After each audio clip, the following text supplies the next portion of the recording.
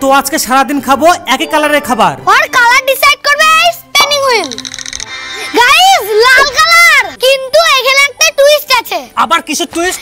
আমাদের এই 500 টাকার মধ্যেই লাল খাবার কমপ্লিট করতে হবে। হ্যাঁ হয়ে যাবে, চল। আর রেড কালারের প্রথম খাবার আনতে চলে গেলাম শপিং মলে। জুস।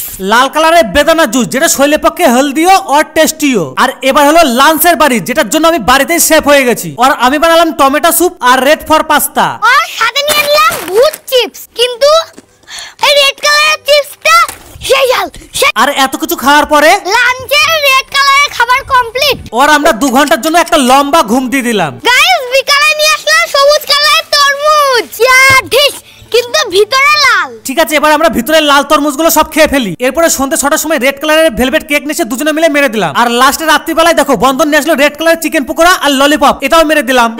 পুরো খতম। এরপরে কোন কালারের চ্যালেঞ্জ করব কমেন্টে